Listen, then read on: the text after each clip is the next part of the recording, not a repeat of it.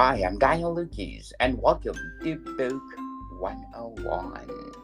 Book 101 is all about the books that I read for the last 40 years, and today I have my special guest. She is the author of several books. Yay! Yay! Woohoo! Welcome to Book 101, and can you please introduce yourself? I'm LL Stevens, which is a pen name, and I have written quite a few books actually. That this is the pen name for my Triempery series of books, which is epic fantasy at its best. And I live in the suburb of Philadelphia, Pennsylvania. I have a very nice life and I adore writing. So all six books of my series are written, and I'm now working on more books. But that's what I do. I write stories. Yes, and who influenced you in your writing? Well, I'm quite aged, so I was most influenced early on by, of course, J.R.R. Tolkien, who wasn't, Marion Zimmer Bradley, Tanith Lee, some of the fantasy writers of yore. More recently, I really adored the books of J.R.R. Martin, and Joe Abercrombie and Steven Erikson. I like big, fat, juicy epics. And so those are the authors who have most influenced me in my writing. Yes. What age did you realize that you are good in writing? Probably 9. However, my teachers really encouraged me when I was in high school. When I was 13, I actually was given the Lord of the Rings, the of the Ring by a ninth grade teacher, and I adored it. So I realized really young that I wanted to be a writer, but my parents were very discouraging because writers live in garrets and they absolutely are in poverty, and they were so worried for me. So I studied science when I went to college and got a job as a respiratory therapist. But I realized when I was very young, a teenager, I was actually writing on a typewriter when I was a teenager. Wow, sounds interesting. For those authors that influence you, if you describe their writing. Individual characters, Glotka for Abercrombie. I loved Samwise Gamgee and J.R.R. Tolkien. I just have loved so many characters. Faramir, please give me a Faramir in my life, Mr. Tolkien. But I mean, those are the types of characters, and I like rich characterization. I like complex characters. As you may have noticed, I tend to like male characters, but I found so many wonderful female characters, and I'm doing that in my own work, trying to explore female characters more. How about Miss Rowling? I have read them. My niece was reading the books, and I would just pick it up at her house and read the books. They're good. I enjoyed them. They were a lot of fun. They do magic in a very different way than I am interested in doing in my own work, but I found it fascinating. Of course, my favorite character was Snape. Uh, I just love that kind of character. Yeah, But yeah, I liked Miss Rowling's books very much. The Harry Potter books, yes. definitely. So, let's talk about your Devi novel. Sordaneon is the title. I realize this is not a especially grabby title. I am not. I am very bad at creating titles. Uh, However, it is a perfect title for the book because it talks about this man, and he starts out as a teenager, and he becomes this amazing person through the series. So it's really all about him and his heritage, his legacy, this destiny people predict for him, but the fact that he's just a kid and a very arrogant, nasty asshole of a kid, and how he becomes who he is. So, in a sense, the title is absolutely perfect. And I think it's a great book for people who like coming of age stories, but that's not young adult. It's an adult series. Okay, so Sardinian, what behind the title of your first novel? Well, it's the name of this kid's family. And what really happened was I had fully written the series, and the publisher, my editor at Daw, I was with Daw Books at the time, said, well, really, this story is about this other guy, this Dorilian guy. And I said, oh. And he said, I want to read his backstory because he liked that guy's backstory. And I said, okay. So I wrote it. Life happened. I was not able to write it right at that point. But eventually I wrote the story of a man named Dorilian Sordaneon. This is his whole backstory, the first 2 books of the series. And that's why I called the first book Sordaneon, because it's all about what it means to be a Sordaneon in this world, which means the descendant of God, and possibly he could become the avatar of a god. So it's a very important word in this universe. Sounds interesting. Who influenced you in writing your debut novel? Aside from other authors, I would say first it would be Peter Stampfel. Peter Stampfel was my editor at Daw, and he's an amazingly good editor.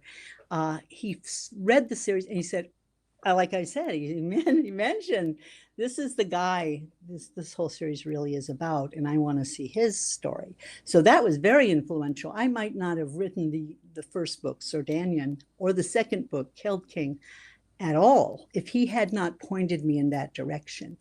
A good editor is a thing of beauty. They can see things maybe the author does not in terms of a big picture of a story. So he was amazingly influential. The second most influential person was my husband, Steve. He was willing to support me while I wrote the story. And he was an I'm so happy he retired, because he just retired. And that means he can edit all my books now, because he had a job. Awesome. He had a job and he couldn't read my books all the time. But now he doesn't. And he's an amazingly good editor. And he gave me a lot of good pointers about things. And the third influence would be my 3 sons. I was writing about a teenage boy. I mean, he starts out a teenager. He's in his 30s at the end of the book, of the series. But I'm writing about teenage. I drew from these kids. And they taught me what teenage boys are like and how they think and how they act. And they were very influential on that book. Yeah. Yes. So how did you craft it, Sordaneon? I did literally write it from beginning to end. Some people write in chunks. I wrote from beginning to end. I started out where I thought the story should start, which is where Dorilian sees his mother die. That happens in the first chapter. It's not a spoiler. And his brother born, and his brother is born too premature to live, except he does. And that's part of the storyline. Dorilian is one reason he does live. Dorilian is God-born. He has powers, even as a child. His body is different from humans, and his brain functions a little differently. And as he grows, he makes enemies because basically he's a very abrasive asshole of a kid. He's entitled. He thinks he's better than everyone else. He needs to learn a few lessons. But I walk through this whole process of him making enemies, making friends, actually learning that other people are not necessarily there to do his bidding. I go through this whole process of this young man getting his teeth kicked in and his life put back on track. He needs to learn how to be something other than a god. He needs to learn how to become a human being and to empathize with humans, because there are few things more dangerous than a god who does not give a darn about humans and understand what humans are about. If a god is going to be created, you want one who can at least treat humans decently. And the other main character in Sordaneon is a man named Mark Frederick, who is very human. He's only human.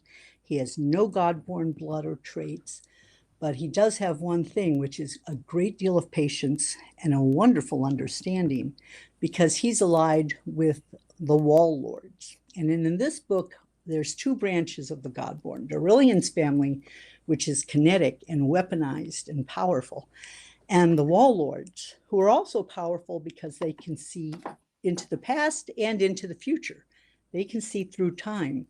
And because they can do that, they've been able to construct a society in which certain things are meant to happen. And Mark Frederick is allied with them, he's part of them, and he's able to help guide Darillion into being a person who is not as destructive as maybe he could have been. Are you the writer that you plan first? No, no, that sounds strange when I say I wrote it linearly, but that's because I'm a pantser. I write from the seat of my pants. I always have a general idea where it's going. And in the sense of in Sordaneon in particular, I knew exactly where it had to go because it had to lead to these other books that the editor had said, I want that guy's story. But the other books, a lot of stuff had already happened. So I knew where it was going. I started in the beginning and I just wrote it. And as ideas come to me and I say, okay, I think that's how the story's going to go, I follow it. As I describe it to other people, I put a character on the page and I follow that character. And this is not just the one main character, but the other characters. I follow them and I see where they go and I see what they think and I see where they take the reader. And I want to do that. And they come together in interesting ways. And I just follow that. And I just keep writing until I reach the point I want to reach. So you consider yourself as a gardener instead of an architect in terms of Excellent. Yeah. writing, right? I have a regular guest here, Steve Thread, the same like you. He's a gardener, just write and write and write, and he wrote I think 19 novels as so far as I know. That's a lot. Good for him. Yes. So according to one of your reader, Althea, fantastic world building and unforgettable characters. Let's talk about the characters of the book. Okay, yes. For Sordaneon, the main character is Darillion Sordaneon. He starts at the age of, well, he's 7 in the first novel. He's in the first chapter, rather. He's 14 in the second chapter. And at the end of the book, he's 21. So it covers that span of growing up. And he's a fascinating character to watch grow up because of his attitudes, but also his abilities. And then there's Mark Frederick, who's older. His enemy, Darillion believes he's his enemy. He has every good reason to believe this because the man imprisoned his grandfather for 35 years. The man has occupied his city and country for 35 years. He has every reason to think, Darillion has every reason to think Mark Frederick's his enemy. But Mark Frederick confounds him and surprises him. And their relationship is the core of the book. But we also have characters like Leviathan, Darillion's brother, who he rescued as a premature baby and allowed to live. I should say to live. He's not quite neurologically the same as everyone else. He sees the world very differently. He's physically compromised by the fact he was born so prematurely and his body did not quite develop the way it was supposed to. And so Darillion's a powerful brother to him. He loves him crazily and will do anything for him. And Leviathan greatly influences not just this book, but the series through the way he affects Darillion. Brother relationship is very strong here. But we also have characters like Emily, who's the mother of Darillion's rival, Stefan. Emily's determined to be her son get ahead, and she's determined to protect her children. She goes through the whole series. She's a very powerful mother. There are strong mother figures in the series. And then there's Stefan, who's Darillion's rival, as I said, his same age, but who hates him for various reasons, most of which is that Darillion's an ass, and he treats Stefan like dirt, and Stefan never quite gets past the fact he can't get back at this guy. And that rivalry, it turns out to have tragic consequences in later books. So, are you the writer that you equal the villain and the heroes of your story?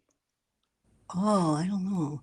I mean, I also wrote a villain. I didn't even mention Namor, who discovers a magical artifact of great power and is determined to harness that power so that he can take over Darillion's country of Sordan. I love villains. They're the most fun to write. Namor's a hoot to write. He's smart. He's sly. He has an interesting relationship with his sister, who he you know inserts into the story in interesting ways. I Yes. can't spoil things, but as I mentioned on one of my memes, uh, an arranged marriage with the world's worst breakup is what occurs in this book. And so I like the villain to be as powerful or more so than the hero. The hero does eventually, you know, become at least a worthy rival, or else you don't have much of a conflict. But yeah. And according to Brian H., stunning sci-fi fantasy epic. Wow, what a comment. That's a I just love when readers leave comments. Most readers do not ever say anything about the books they read. I When I was a young person and a reader, I never commented. I never contacted authors. Now I realize how valuable that is. I Yes, appreciate every comment that readers have made on the reviews. yes. And according to Flower Lady, a classic and a must-buy. Yes. So do you think the Sardinian will be a classic and timeless novel? Well, I don't know. I hope so, don't I? Yeah, I would love that. The more readers, the merrier. And if it becomes a classic, then that means a lot of people read it, which would make me extremely happy. That's the reason I'm publishing them, is to get people to read them.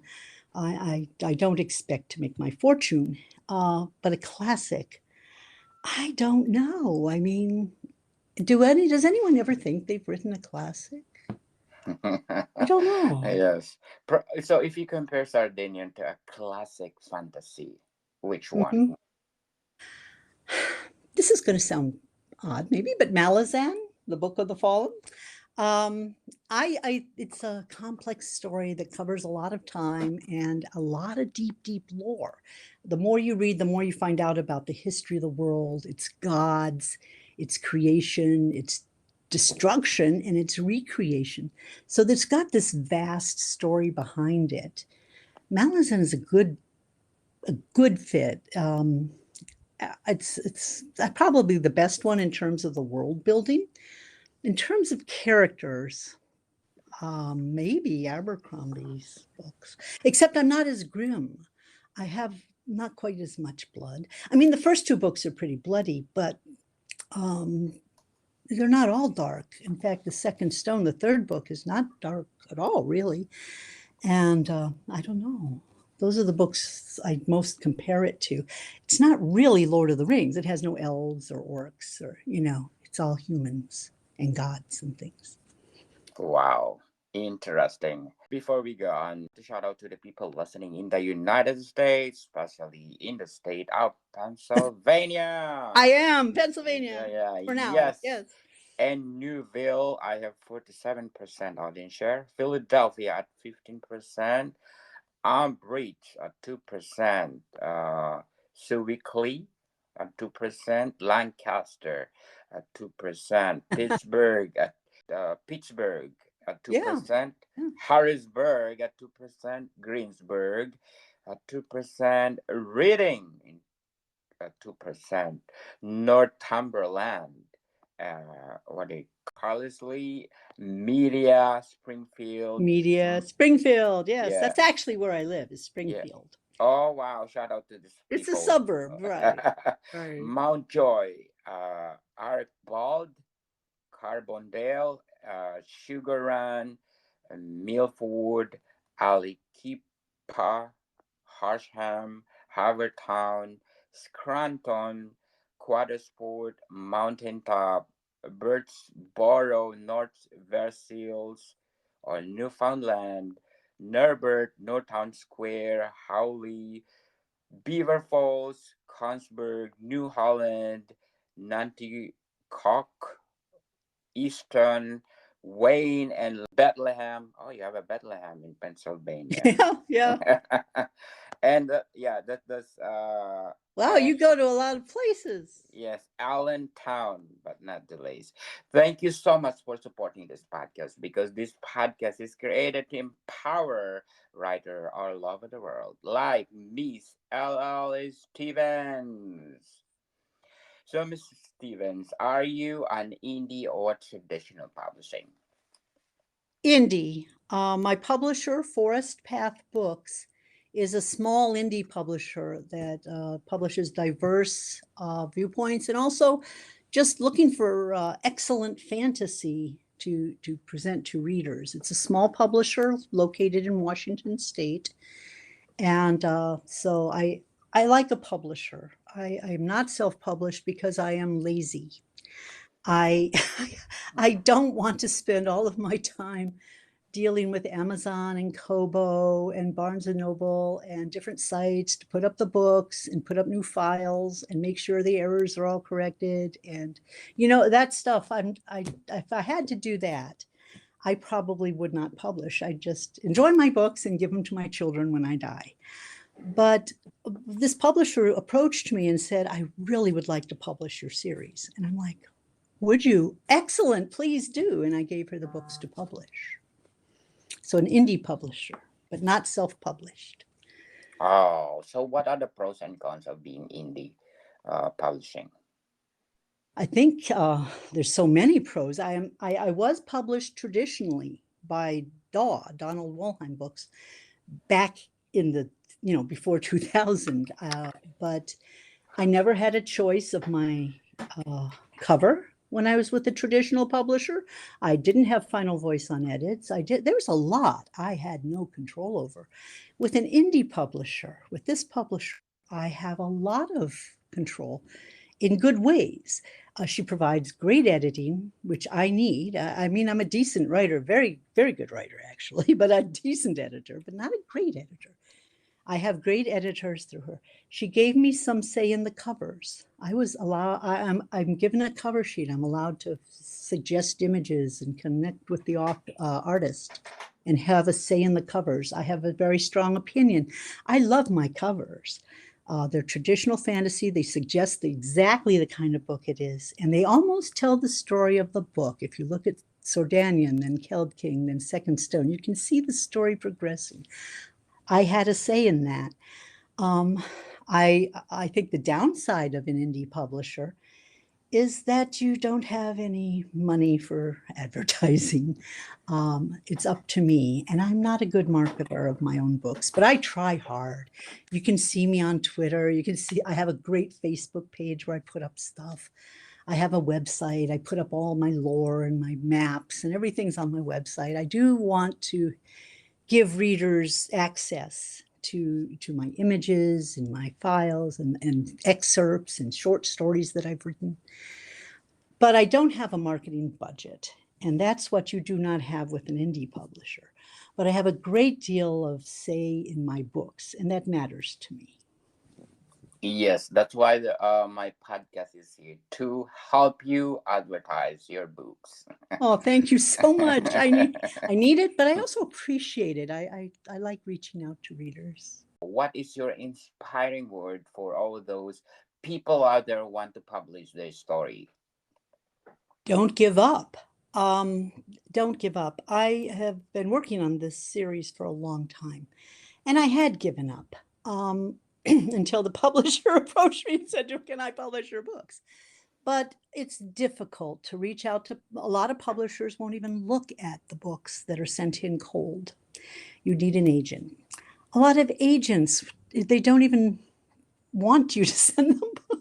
I know they say they do, but almost every query is rejected. It's so disheartening. And it's not that you're doing anything wrong. Your book can be very, very good and excellent, but it just doesn't fit what agents are trying to sell right now to the publishers, because what the main publishers want is quite narrow. Your book is special. I think every author, their vision is special, and they should write that book, and they shouldn't give up. If life makes it so you have to sit on your book for a few years, because sometimes that happens, then you sit on your book for a few years. But then later on, go back to it. Give that book a chance, because there are readers out there who want to read it. I am so heartened. There are some readers. I have fans. I have a small but rabid fan base, and they look forward to the next book, and that is so rewarding. I'm glad I put them out. And so I would tell every indie, self-published indie or just aspiring author, don't give up, even though it can often get very discouraging. Very well said, Mr. Stephen. Sordaneon, is this your first book of your trilogy? Yeah, it's actually a 6-book series. And yes, it's the first book of what will be 6 books. All 6 Okay. books are written. I have written them all, but I'm editing them. As I mentioned, my publisher is a great editor too. And so I'm getting them edited, revised, tucked in, made better, and I'm publishing them one by one. But they are all written. I know exactly how this series will end. I could send you the last book right now if I wanted. And it would be unedited, Yes, but I would. yes. And so, yeah, it's first book, Sordaneon. So, with no spoiler, how did you connect the 6 books? Well, that was where Peter Stamfel was a genius. Anyway, that they're connected through Drillian Sordaneon. He's the connection through all 6 books.